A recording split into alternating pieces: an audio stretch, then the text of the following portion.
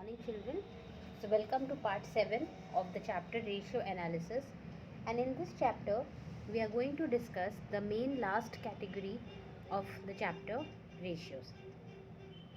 Now, in this, we are going to study about the various profitability ratios. So, as we have already discussed in the introductory videos of this chapter, that few of the ratios have been cut off from your syllabus. Therefore, we will be discussing only those profitability ratios here which are very much there for your course. So, let us start. The first profitability ratio is the gross profit ratio, and the formula for gross profit ratio is gross profit upon revenue from operations into 100. And as you can see, if it is multiplied by 100, that means these ratios will be calculated or expressed in percentage form. So the formula for gross profit ratio once again is gross profit upon revenue from operations into 100. And for this application of the formula, we require two values. One is the gross profit and another one is the revenue from operations. Revenue from operations, we very much know that it means the amount of sales in simple words, and gross profit can be calculated depending on the values in the information given in the question. So as you can see, gross profit is equal to revenue from operations minus cost of revenue from operations or cost of goods sold. So what is the formula for gross profit? Revenue from operations minus cost of revenue from operations or cost of goods sold. And we know, we have already discussed the formula of cost of revenue from operations while discussing the turnover ratios, that cost of revenue from operations is equal to cost of material consumed including the direct expenses plus change in inventories of WIP, that is work in progress, and finished goods.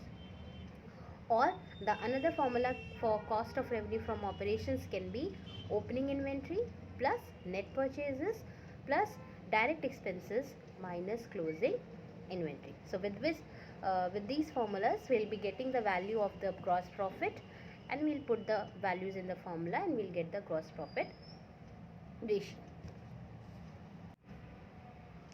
Further discussing it in detail, once again, gross profit ratio establishes a relationship between gross profit and revenue from operations, that is net sales, means sales minus sales return. So basically, gross profit ratio expresses a relationship between the gross profit and the revenue from operations. So discussing up thereafter, this ratio is computed and presented in percentage form. The formula for computing this ratio, as we have already discussed, is gross profit upon revenue from operations, that is net sales, multiplied by 100 because it needs to be calculated in percentage form. And where we know gross profit is equal to revenue from operations minus cost of revenue from operations or cost of goods sold. And cost of goods sold or cost of revenue from operation is equal to opening inventory, that is opening stock, plus net purchases plus direct expenses such as carriage, wages, freight inward, octroi, dock charges, royalty, etc., minus closing inventory, that is closing stock. Or another formula for cost of revenue from operation is revenue from operations minus gross profit. It is to be noted that spare parts and loose tools are excluded from inventory. So we will not include the spare parts and the loose tools in the inventory. Now the significance of this ratio. This ratio measures the margin of profit available on revenue from operations. The higher the gross profit ratio, the better it is. No ideal standard is fixed for this ratio, but the gross profit ratio should be adequate enough not only to cover the operating expenses but also to provide for depreciation, interest on loans, and dividends, and creation of reserves. So this means that gross profit ratio is basically calculated so as to analyze the amount of profit or margin of profit per unit of sales, or on total amount of sales depending on the sales amount. And higher the gross profit ratio, better it will be, because it will be showing that we are able to make more profits on revenue from operations or on sales. And no as such ideal gross profit is set, but it is feasible that if it is adequate enough to meet the operating expenses, day to day expenses, business related expenses, as well as it is sufficient enough to provide for depreciation, interest on loans, etc. The ratio is compared with earlier year's ratio, and important conclusions are drawn from such comparison. For example, if there is a decline in gross profit ratio in comparison to the previous year, it may be concluded that. So, profit ratio helps you in comparing the gross profit of various previous years, and it helps you to analyze that whether the gross profit ratio is increasing or declining. And if it is declining, in comparison to the previous years, the reason may be as these are given: price of materials purchased, freight, wages and other direct charges may have gone up, but the selling price may not have gone up in proportion to increase in cost. Maybe the cost has increased but not the sales price. Secondly, the selling prices may have fallen, but the price of materials, freight, wages and other direct charges may not have fallen relatively. That means sales price must have reduced, but the cost has not been reduced. Thirdly, there may be misappropriation, theft or pilferage of inventory during the year. The inventory has not been handled properly. Then there is a fall in the sale of more profitable variety of goods. Those goods which uh, fetches more profit are not being capable of selling more. Then lastly, there is a fall in the prices of unsold goods, thereby reducing the value of closing inventory.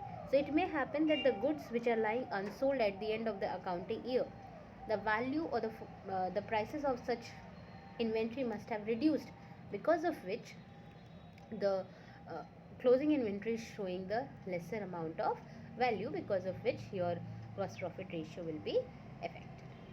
So this is all about the gross profit ratio. Now the next profitability ratio which you have to do is the net profit ratio. So as the name suggests, again the formula will be net profit upon revenue from operations multiplied by 100. This is also a profitability ratio, therefore this will also be calculated in percentage. And we know that net profit we get from profit and loss account after adding the indirect expense, after adding the indirect incomes and deducting the indirect expenses. So net profit is equal to gross profit plus other income, that means the indirect income, minus indirect expenses and minus tax. So this ways you will get the net profit, and then you will apply the formula, that is net profit upon revenue from operations multiplied by 100. Now discussing this formula in detail, net profit ratio is equal to net profit after tax, that is after deducting tax also, upon revenue from operations multiplied by 100. And as we have discussed, how can we calculate the net profit? Net profit is equal to gross profit minus indirect expenses and losses plus other incomes, that means you have to add other incomes, that means the indirect incomes, minus tax, because you need net profit after tax. And indirect expenses and losses includes office expenses plus selling expenses plus interest on long term borrowings plus accidental losses. In simple words, all those expenses which you show in the profit and loss account or statement of PL. Now the next type of profitability ratio is the operating ratio. Now operating ratio, the formula is cost of revenue from operations or cost of goods sold plus operating expenses minus revenue from operations multiplied by 100.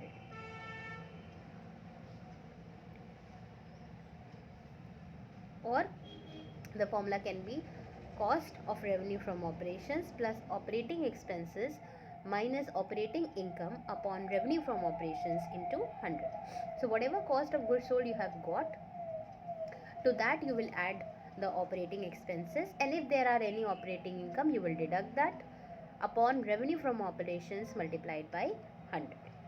And operating expenses here includes the employee benefit expenses, depreciation of tangible assets plus selling and distribution expenses plus office and administrative expenses. And operating income includes commission received, cash discount received, etc. Discussing it in detail, operating ratio is equal to cost of revenue from operations plus operating expenses minus operating income upon revenue from operations into 100, where we know that cost of revenue from operations is equal to what we have discussed earlier, opening inventory plus net purchases plus direct expenses like carriage, wages, octroi, dock charges, etc. minus closing inventory, or revenue from operations minus gross profit. Operating expenses is equal to employee benefit expenses plus depreciation and amortization expenses plus other expenses such as office and administration expenses, selling and distribution expenses, discount plus bad debts plus interest on short term loans, etc. So this is the formula for operating ratio. Now the note, depreciation and amortization expenses are included in operating expenses, that we have already discussed, and spare parts and loose tools are excluded from inventory. This we have already discussed a number of times. It must be noted that non-operating expenses such as loss on sale of fixed asset, loss from fire, income tax, charities, donations, finance charges relating to interest on long-term debts and interest on debentures, etc., are ignored while calculating this ratio. Similarly, non-operating income such as profit on sale of fixed assets and interest and dividend received on investment are also ignored. So that means operating expenses will include only those expenses which are related to operating activities, as we have already discussed in cash flow statement, and it will ignore all the non-operating expenses. Again, operating income also, it will include only the operating income, and non-operating income such as gain on sale of fixed assets, dividend received on investment, interest received on investment, etc., will not be a part of operating income. Then the significance. Operating ratio is a measurement of the efficiency and profitability of the business enterprise. The ratio indicates the extent of revenue from operation that is absorbed by the cost of revenue from operations and operating expenses. Lower the operating ratio, the better it is, because it will leave higher margin of profit on revenue from operations. So basically, operating ratio is indicating, it is actually showing how much part of revenue from operation is observed for the basically operating expenses. Now the last profitability ratio which you need to know is the operating profit ratio. Now operating profit ratio is different from operating ratio. The formula for operating profit ratio is operating profit upon revenue from operations into 100, where operating profit means gross profit minus operating expenses plus operating incomes, as we have discussed the numerator of the operating ratio. And operating expenses is equal to, this we have already discussed, employee benefit expenses, depreciation, office and administrative expenses, selling and distribution expenses, discount, bad debts, interest on short term debts, etc. It will not include any non-operating expenses. And operating income, as we have already discussed, includes commission received plus discount received. Then operating profit is arrived at by deducting operating expenses from gross profit, such as employee benefit expenses depreciation, office and administration expenses, selling and distribution expenses, discount, bad debts, interest on short term debts, etc. These are just the repetitive points as we have discussed before. Non-operating expenses are not deducted from gross profit, such as loss on sale of non-current assets, loss from fire, income tax, charities, donations, finance charges relating to interest on long-term debts and interest on debentures, etc. Similarly, non-operating income such as profit on sale of non-current assets and income from investments are also not added into gross profit. So these are the just the repetitive points which we have already discussed. So once again, the formula for operating profit ratio is operating profit upon revenue from operations into 100, and whereby operating profit means gross profit minus operating expenses plus operating income. It is important to note that if net profit is given in the question, operating profit may be calculated as follows. Net profit, operating profit is equal to net profit before tax plus non-operating expenses or losses minus non-operating income. So here we will do the reverse calculation. If net profit is given to you, we need in that case how we will calculate the operating profit? Net profit before tax. To this we will add non-operating expenses or losses. We will add back basically so as to get the operating profit, and we will deduct any non-operating incomes which is being added. So this ways we will get the operating profit and we will put the values in the formula.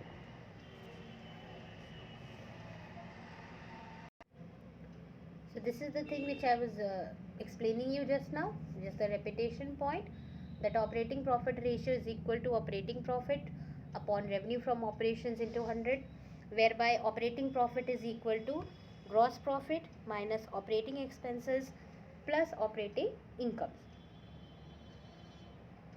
and operating expenses is equal to employee benefit expenses, depreciation, office and administrative expenses, selling and distribution expenses, discount, bad debts, interest on short term debts, etc. And operating income is equal to commission received plus discount received. And then the paragraph which is given to you is simply the repetitive point which we have already discussed while discussing the operating ratio.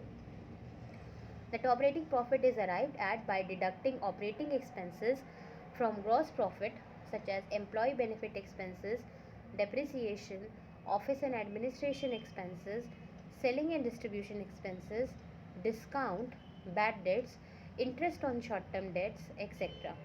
And non-operating expenses are not deducted from gross profit, such as loss on sale of non-current assets, loss from fire, income tax, charities and donations, finance charges relating to interest on long-term debts and interest on debentures, etc.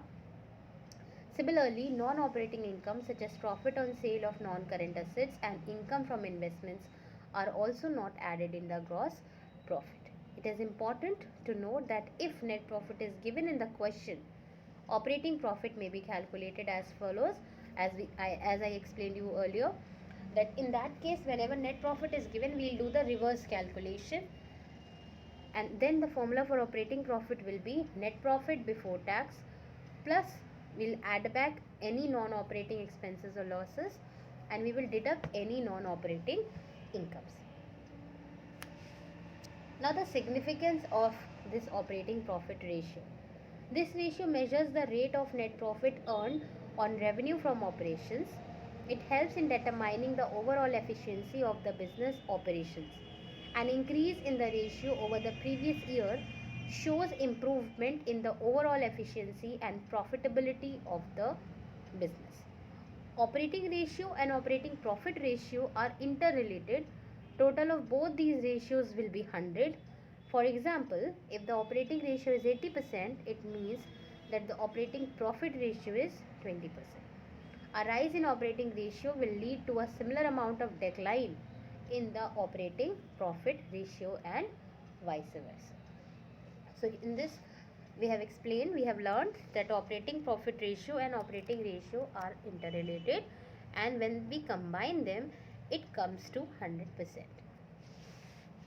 Now there are certain points which you should remember while solving the ratio analysis questions. The note number 1, current ratio includes net debtors, that is gross debtors minus provision. It will not include provision. While trade receivables turnover ratio includes gross debtors, will include the provision as well. Other current assets is restricted to prepaid expenses and accrued income. Third point, revenue from operation for a manufacturing company means net sales plus sale of scrap.